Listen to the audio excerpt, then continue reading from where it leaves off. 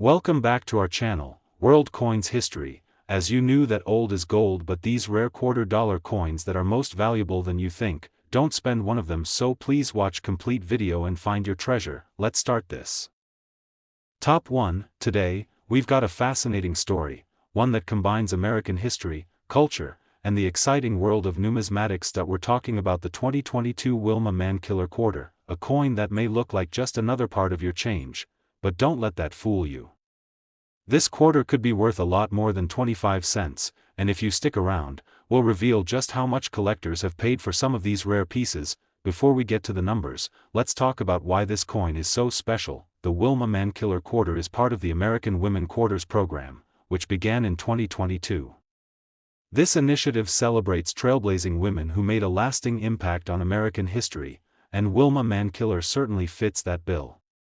She was the first woman elected principal chief of the Cherokee Nation, a fierce advocate for Native American and women's rights, and a symbol of leadership, resilience, and cultural pride. On this quarter, you'll see her strong profile on the reverse, with the 7-pointed star of the Cherokee Nation, her name, and the phrase, Principal Chief. The design speaks volumes. It's not just a coin, it's a tribute to a legacy. But what makes some of these coins jump from pocket change to serious collector gold? The answer lies in rarity, condition, and errors. Now, let's talk about errors, the treasure hunter's favorite topic. Some Wilma Mankiller quarters have been found with striking errors, die chips, cuds, and doubling, especially around the text and the design features. One particularly notable variety features a die crack or ghosting on Wilma's face, which gives it a distorted appearance. These kinds of errors happen during the minting process and are completely unintentional, which makes them super desirable for collectors. The more dramatic or unusual the error, the higher the value, and then there's the condition factor. A Wilma Mankiller quarter in pristine, uncirculated condition, especially if it's been professionally graded as MS67 or higher, is far more valuable than one that's been rattling around in a cash register. The sheen, detail, and lack of wear all matter immensely. Coins that are still fresh from mint rolls or bags are your best bet for finding high-grade pieces. Also, don't overlook the different mint marks: P for Philadelphia, D for Denver, and S for San Francisco. The San Francisco proof versions, especially the silver proof strikes, are minted in much smaller numbers, and collectors will pay a premium for them. If you come across one, you might be holding something truly special. Let's not forget the emotional appeal of this coin, too. Collectors are drawn to coins that tell a story, and the Wilma Mankiller Quarter does exactly that. It celebrates an important American figure while offering numismatists a fresh design, minting anomalies, and potential value, all wrapped into one small piece of metal. And now, the moment you've been waiting for, the value. While most Wilma Mankiller quarters in circulated condition are worth their face value, coins in mint state, particularly graded MS67 or above, can sell for between $50 and $200 depending on condition and demand.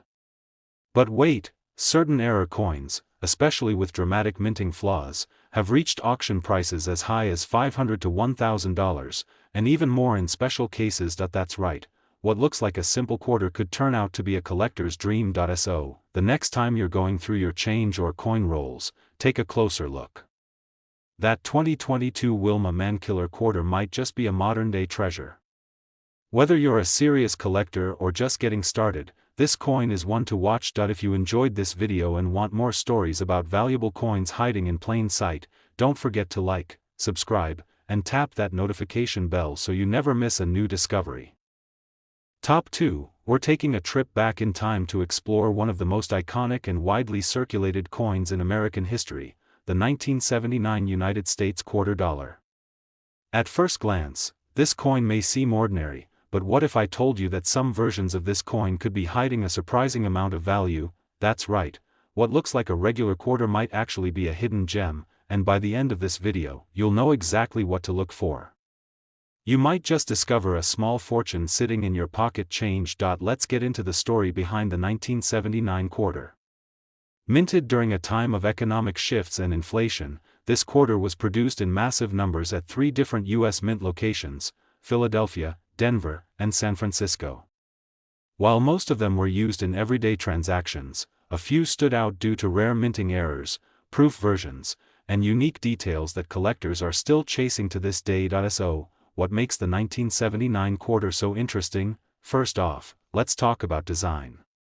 The obverse features the familiar profile of George Washington, originally created by John Flanagan, and the reverse displays the proud eagle with spread wings, perched on a bundle of arrows, surrounded by olive branches, a symbol of peace and strength. Classic, patriotic, and timeless, but not all 1979 quarters were created equal. Some carry special characteristics that can turn this coin from pocket change into prized treasure. One of the first things to look for is the mint mark. Quarters from this year were struck with either no mint mark, Philadelphia, D, Denver, or an S, San Francisco. The San Francisco Mint issued proof coins for collectors, and that's where things start to get interesting. Among the 1979 S proof coins, there are two different varieties, known as Type 1 and Type 2. Type 1 has a blurry, filled, S mint mark, while Type 2 features a clear, sharp S. The Type 2 is much rarer and highly sought after by collectors due to its lower mintage and sharper detail. Spotting one of these in a proof set can significantly boost its value. Now let's talk about errors, the real treasure in the eyes of seasoned collectors. A few 1979 quarters have been discovered with off-center strikes, double dies, and clipped planchets. Imagine finding a quarter where the image is slightly doubled, or part of the coin is visibly missing due to a minting mistake. These errors are unintentional but incredibly collectible because they are so rare. Some quarters even have struck-through errors, where a piece of debris or grease interfered with the strike, leaving part of the design missing or distorted. These types of coins are one of a kind and can fetch high prices from error collectors, and then, of course, there's the condition. A regular 1979 quarter that's been passed through countless hands won't raise eyebrows, but a coin that has been preserved in mint state condition, untouched and gleaming like the day it was struck, can be very desirable. The higher the grade, the higher the value, especially when certified by a professional grading service. So if you're going through old coin rolls, change jars, or inherited collections, pay attention to those 1979 quarters. Look for mint marks, check the details, and don't underestimate the power of a small error to unlock big value. And now, let's talk numbers. A regular 1979 quarter from circulation is usually worth face value. But if you find a mint state coin, its value can range from $5 to $30, depending on its condition. A 1979 S Type 2 proof quarter can be worth up to $75 or more, especially in high grades. And if you're lucky enough to come across an error coin, like an off-center strike or a double die, those can sell at auction for anywhere from $200 to over $1,000, depending on rarity and condition. So the next time you spot a 1979 quarter, don't toss it aside. Take a closer look. You might just be holding a small piece of history, and a big opportunity. Top 3, we're digging into a classic piece of American coinage history, the 1967 United States quarter dollar. Now, you might be thinking, it's just a quarter, what could be so special about it? Well, hang on tight, because the 1967 quarter is not only part of a transitional era in US coin history, but some rare versions of this coin have sold for shocking amounts at auction. If you're a collector, or even just someone who loves the thrill of finding hidden value in everyday places, this is one coin you'll want to know all about. Let's set the stage. The year is 1967. The United States Mint is still adjusting to major changes that started just a couple of years earlier. In 1965, due to rising silver prices, the government stopped using silver in quarters and switched to a clad composition, copper-nickel over a pure copper core.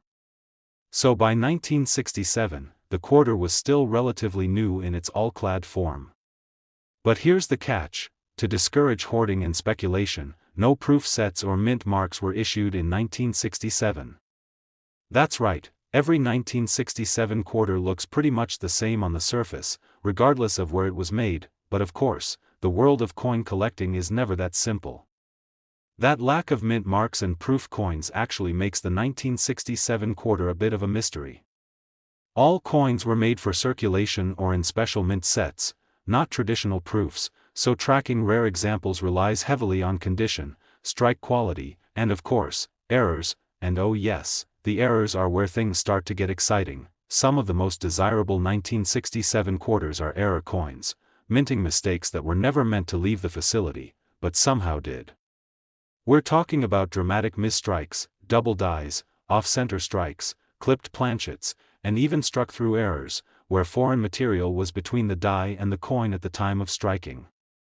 These one-of-a-kind oddities turn ordinary coins into collector magnets. One particularly popular error with the 1967 quarter is the double die obverse. That's when part of the design, such as the lettering or date, appears slightly doubled due to a misalignment during the striking process. These coins are hard to find, but when they do appear, they command serious attention and serious money. There's also a very intriguing category of 1967 quarters struck on incorrect planchets.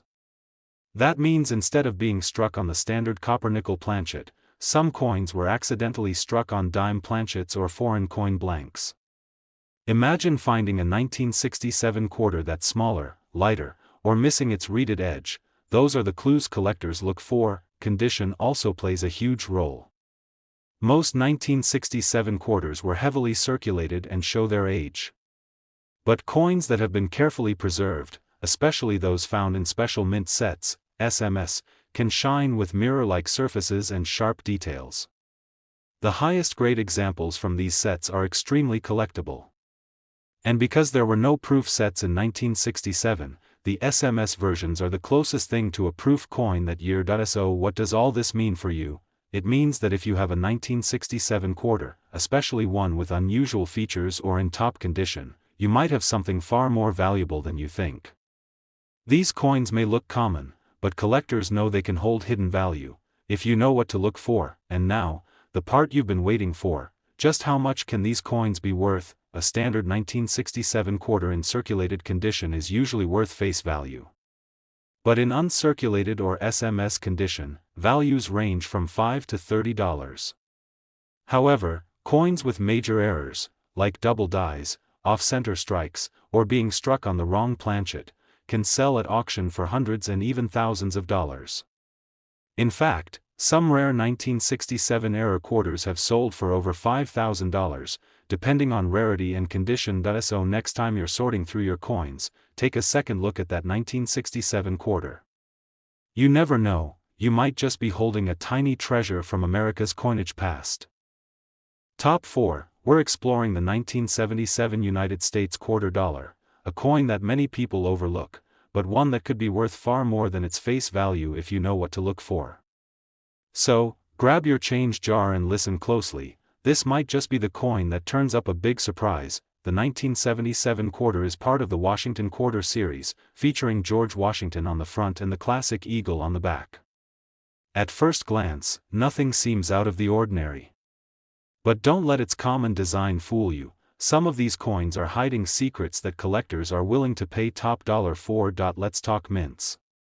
In 1977, quarters were struck at 3 U.S. mint facilities: Philadelphia, Denver, and San Francisco. Philadelphia coins have no mint mark, Denver coins have a D, and San Francisco coins, made for proof sets, carry an S.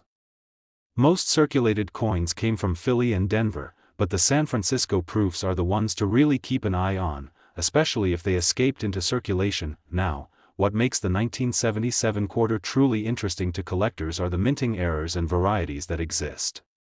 These aren't just minor scratches or dents, they're real mint mistakes that can turn a 25-cent coin into a rare collectible. One of the most sought-after errors is the double die.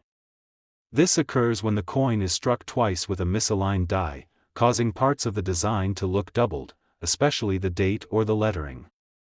These are rare but highly collectible. Then, there are off-center strikes, where the design is misaligned on the blank.